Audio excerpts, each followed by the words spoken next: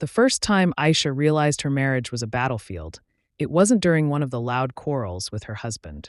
No, it was on an ordinary Tuesday morning in their duplex at Guarimpa, Abuja. She had just placed a steaming pot of egusi soup on the table, garnished with stockfish and carefully pounded yam. She had been awake since 5 a.m., juggling the girls' uniforms, school lunches, and the never-ending chorus of "Mummy, where are my socks?" Her husband, Chike, walked in, sniffed the air, and frowned. "This is the third time this week you've cooked egusi. Don't you know how to vary meals? Must you repeat food like you're feeding hostel students?" Aisha blinked, swallowing her irritation. "But you said egusi is your favorite." "Favorite doesn't mean every day," he snapped, pulling out a chair. And as if on cue, his mother, Mama Chike, descended the stairs like a queen surveying her territory. She had moved in temporarily, after her husband's death 2 years ago, but temporary had stretched into eternity. Her presence in the house was like salt poured into Aisha's wounds, stinging, irritating, impossible to ignore. "Ah, Aisha, you've started again?" Mama Chike's voice carried the authority of someone who believed she had full rights to comment on everything. "No wonder my son is looking lean. When will you learn to cook properly? This your soup smells like you poured all the Maggi in Abuja inside."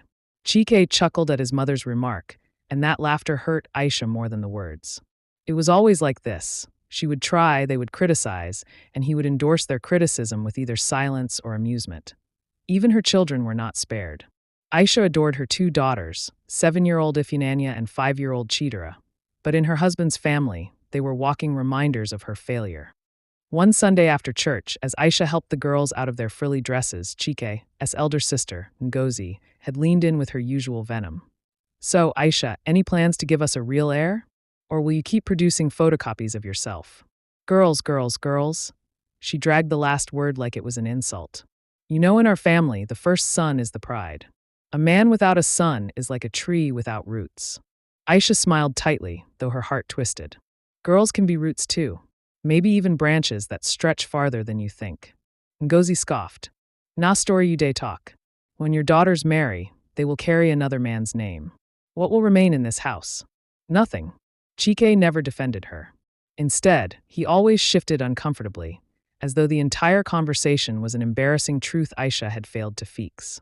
At night, when the house was finally quiet, Aisha would stare at the ceiling fan spinning above her head and wonder if she was cursed. She had done everything right, graduated with good grades, married from a respectable family, gave her best to the home. Yet, her life felt like a punishment she couldn't escape. Still, she tried. She poured love into her daughters, brushing their hair with patience, sneaking them chocolates when their grandmother wasn't watching, teaching them